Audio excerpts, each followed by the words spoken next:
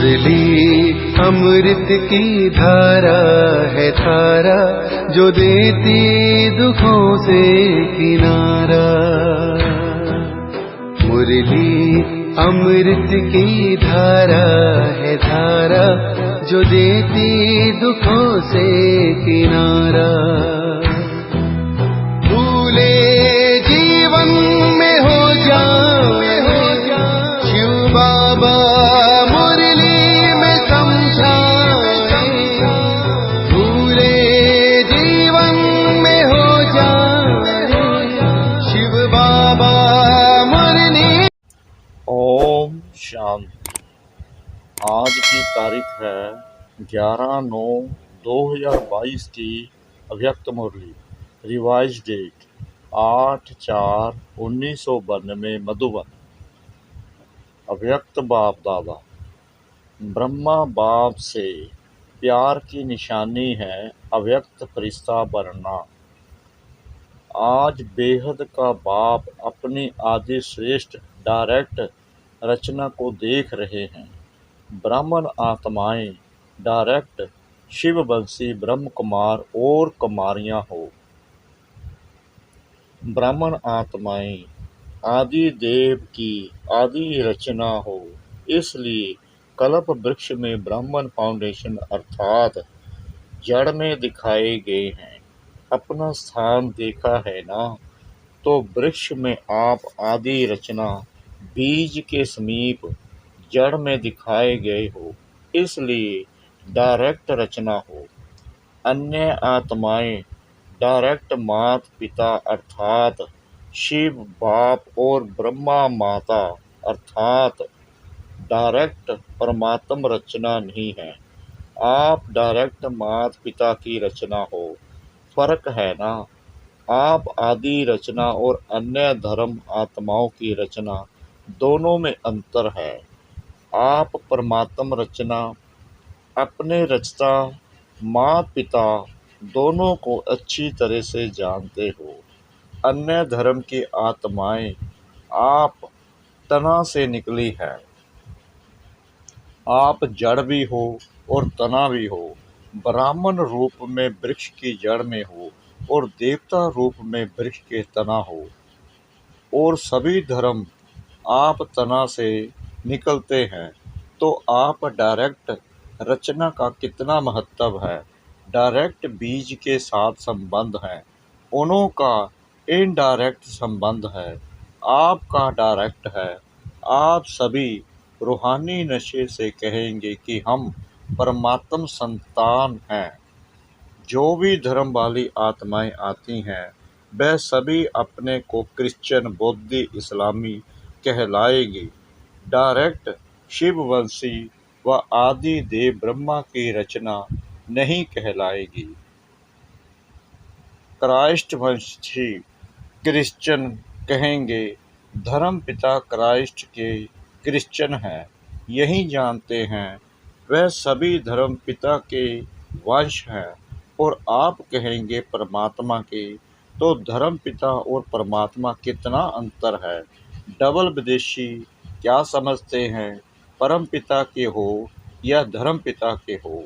परम पिता के अर्थात डायरेक्ट रचना हो, तो डायरेक्ट और इनडायरेक्ट में कितना अंतर है। नशे में भी अंतर है, तो प्राप्ति में भी अंतर है। इसलिए भक्ति मार्ग में भी इनडायरेक्ट अपने इष्ट द्वारा बाप को याद करते हैं। अगर कोई शिव भक्त भी है, तो भी शिव शंकर एक मान करके याद करते हैं। तो इनडायरेक्ट हो गया ना। जानते भी हैं कि राम का भी रामेश्वर है, लेकिन फिर भी याद राम को ही करेंगे, तो भक्ति इनडायरेक्ट हो गई ना। क्योंकि भगत आत्माओं की रचना भी पीछे की आत्माएं हैं। आप डायरेक्ट परमात्म वंशी आत्माएं हो। द्वापर में भक्ति भी करते हो, तो बिना पहचान के भी पहले शिव बाप की भक्ति करते हो। ब्रह्मा विष्णु शंकर यह सूक्ष्म देवताओं की पूजा पीछे शुरू होती है, आदि में नहीं। तो अन्य आत्माएं रचना भी इनडायरेक्ट आत्माओं द्वारा है और भक्ति में भी इनडायरेक्ट भक्ति है। आप डायरेक्ट भगत हो, इनडायरेक्ट नहीं, अर्थात शिव की पूजा ही आरंभ करते हो तो प्राप्ति में भी देखो आप डायरेक्ट आत्माओं अर्थात डायरेक्ट रचना को अनेक जन्मों के लिए वर्षा जीवन मुक्ति का मिलता है। अन्य आत्माओं को जीवन मुक्ति का वर्षा इतने समय का नहीं मिलता है। आपकी जीवन मुक्ति आधा कल्प चलती है और अन्य आत्माओं को जीवन मुक्ति और जीवन बंध दोनों ही आधा कल्प के अंदर मिलता है। वह भी द्वापर से आदि वाली आत्माओं को, पीछे वाली आत्माओं को तो थोड़े जन्मों में ही दोनों ही प्राप्ति होती है। और विशेषता यही है कि आपकी जीवन मुक्ति अर्थात गोल्डन सिल्वर एज चक्कर के भी गोल्डन सिल्वर समय पर प्राप्त होती है। आपकी गोल्डन एज है तो युग भी गोल्डन एज का है, प्रकृति भी गोल्डन एज है। चक्कर को अच्छी तरह से जानते होना और अन्य आत्माओं की जब गोल्डन एज है तो युग कापर एज या आयरन एज है। कापर एज में उन्हों की गोल्डन एज है और आपकी गोल्डन एज में गोल्डन एज है। कितना अंतर हुआ। आप सतो प्रधान हैं तो प्रकृति भी सतो प्रधान है। वह रजो प्रधान प्रकृति में सतो प्रधान स्टेज का अनुभव करते हैं। तो डायरेक्ट और इनडायरेक्ट रचना का कितना अंतर है। इतना नशा है कि हम डायरेक्ट परमात्मा रचना है, सदा नशा रहता है या कभी कभी नशा चढ़ता है। परसेंटेज में फर्क पड़ जाता है, कभी 100% होता है तो कभी 50%। लेकिन रहना क्या चाहिए, सदा एक रस रहना चाहिए ना। तो चाहिए कब तक कहेंगे, सदा नशा रहता है। यह फलक से नहीं कहते हो, रहना चाहिए कहते हो। तो संपूर्ण बढ़ना अर्थात जिसमें यह चाहिए शब्द समाप्त हो जाए, सभी के मुख से यह निकले कि सदा है, उसके लिए कितने वर्ष चाहिए। बाप भी चाहिए पूछता है कितने वर्ष चाहिए, 10 चाहिए कि उससे भी ज़्यादा व कम चाहिए। क्योंकि तपस्या वर्ष आरंभ किया, अब तो समाप्ति का समय आ गया। लेकिन जब आरंभ किया तो सबने क्या संकल्प किया, संपन्न बन जाएंगे, यही सोचा था ना। वर्ष तो समाप्त हुआ लेकिन आप संपन्न हो गए या होना है, और वर्ष चाहिए। औरों को चैलेंज करते हो कि सेकंड में मुक्ति जीवन मुक्ति का वर्षा लो, या कहते हो 25 वर्ष में वर्षा लो।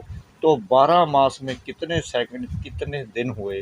तो सबको संपन्न बन जाना चाहिए। यह अभी और समय चाहिए। क्या रिजल्ट है, कितने वर्ष चाहिए, यह बता दो, नहीं तो दूसरा वर्ष समाप्त होगा। फिर यही गीत गाएंगे कि अभी समय चाहिए। यह चाहिए का गीत कितने समय का है। गीत का भी 3 व 5 मिनट टाइम होता है ना। तपस्या वर्ष में दृढ़ संकल्प किया या संकल्प किया, दृढ़ता की निशानी है सफलता। फिर तो इस वर्ष और कोरस की तपस्या चाहिए ना, या सेवा करनी है, दोनों नहीं कर सकते हो। आपका कर्म योगी टाइटल नहीं है, योगी है। वैसे देखा जाए तो सेवा उसको ही कहा जाता है जिसमें सब और सर्व की सेवा समाई हुई हो। दूसरे की सेवा करे और अपनी सेवा में अलवेले हो जाए तो उसको वास्तव में यथार्थ सेवा नहीं कहेंगे। सेवा की परिभाषा ही है, सेवा के मेवे मिलते हैं।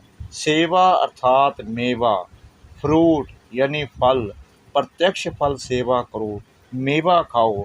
अगर सबके तरफ अलबेले बन जाते हो तो वह सेवा मेहनत है, खर्चा है, थकावट है, लेकिन प्रत्यक्ष फल सफलता नहीं है।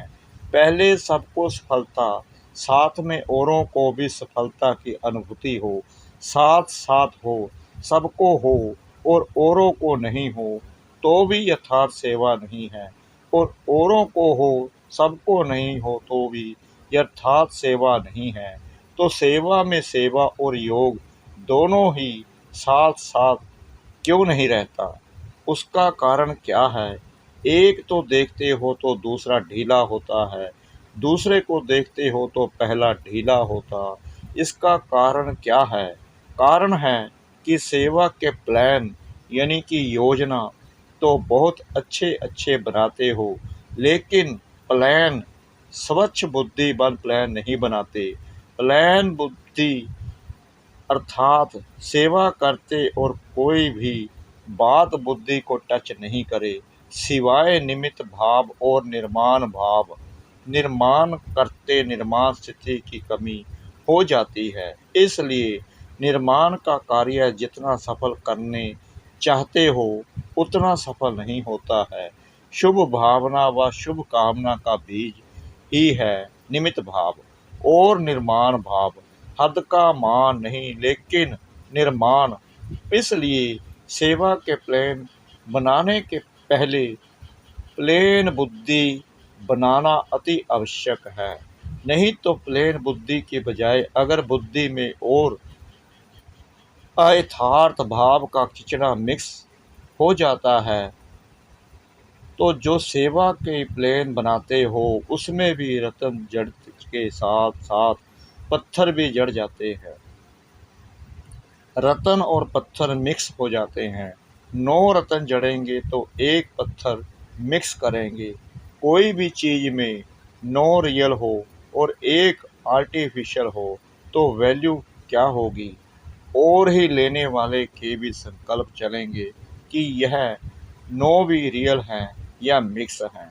इसलिए सेवा के प्लान के साथ साथ प्लेन बुद्धि का अटेंशन पहले रखो।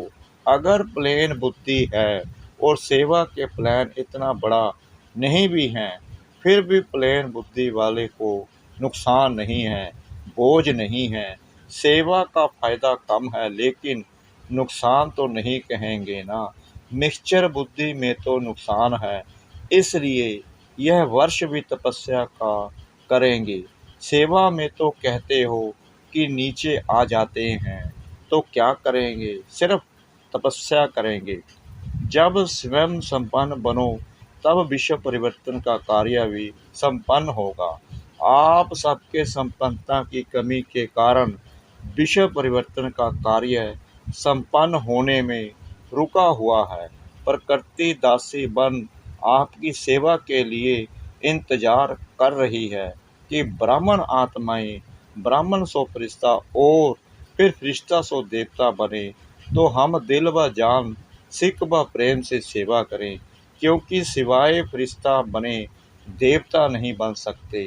ब्राह्मण से फरिश्ता बनना ही पड़े, और फरिश्ता का अर्थ ही है जिसका पुरानी दुनिया, पुराने संस्कार, पुरानी देह के प्रति कोई आकर्षण का रिश्ता नहीं। तीनों में पास चाहिए, तीनों से मुक्त। वैसे भी ड्रामा में पहले मुक्ति का वर्षा है, फिर जीवन मुक्ति का। बाया मुक्ति धाम के आप जीवन मुक्ति में नहीं जा सकते, तो फरिश्ता अर्थात मुक्त और मुक्त फरिश्ता सो जीवन मुक्त देवता बनेगा। तो कितने परसेंट फरिश्ता बने हो कि ब्राह्मण बनने में ही खुश हो? फरिश्ता बनना अर्थात अव्यक्त फरिश्ता स्वरूप ब्रह्मा बाप से प्यार हो। जिसका फरिश्ता स्थिति से प्यार नहीं तो ब्रह्मा बाप नहीं मानता है कि मेरे से प्यार है। प्यार का अर्थ ही है सम्मान बनना। ब्रह्मा बाप फरिश्ता है ना। फरिश्ता बन आप सबको फरिश्ता बनाने के लिए फरिश्तों की दुनिया में रुके हुए हैं। सिर्फ मुख से नहीं कहो कि बाप से बहुत प्यार है, क्या वर्णन करें। लेकिन ब्रह्मा बाप सिर्फ कहने से खुश नहीं होते, बनने से होते हैं। कहने वाले तो भक्त भी बहुत हैं। कितने प्यार के गीत गाते हैं, इतने प्यार के गीत गाते हैं जो अनेकों को हंसा भी देवें तो रुला भी देवें। वह सब हैं कहने वाले और आप हो बनने वाले। अगर सिर्फ कहते रहते हैं तो समझो अभी भक्ति का अंश रहा हुआ है। ज्ञानी तो आत्मा, योगी तो आत्मा नहीं कहेंगे, लेकिन भक्त योगी आत्मा कहेंगे। अब क्या करेंगे? कोई नवीनता दिखाएंगे या जैसे इस वर्ष किया वही करेंगे? ऐसा भी समय आएगा जो बाप दादा उन्हों से ही मिलेंगे जो करने वाले हैं, जो बनने वाले हैं, सिर्फ कहने वाले नहीं। अभी तो सभी को अलाउ कर देते हैं, भावना वाले भी आ जाओ, ज्ञानी योगी तो आत्मा भी आ जाओ। लेकिन समय परिवर्तन होना ही है, इसलिए अपने ऊपर और 10 गुना अंडरलाइन करके परिवर्तित होकर दिखाओ। फिर बाप दादा को उल्हना नहीं देना कि ऐसे कैसे होगा, ऐसे क्यों किया। आप पुरुषार्थ में स्ट्रिक्ट नहीं होते हो तो बाप को स्ट्रिक्ट होना ही पड़ेगा। अभी तो बाप के प्यार स्वरूप से चल रहे हो, पल रहे हो, लेकिन सतगुरु का रूप धर्मराज नहीं, सतगुरु की आज्ञा सिर माथे गाया हुआ है। अभी तो बाप दादा मीठे बच्चे, प्यारे बच्चे कहकर चला रहे हैं। अगर प्यार है, मिलन की प्यास है, तो समान बनकर मिलो, महान अंतर में नहीं मिलो। समान बनकर मिलन में बहुत मज़ा है, ये मज़ा और है।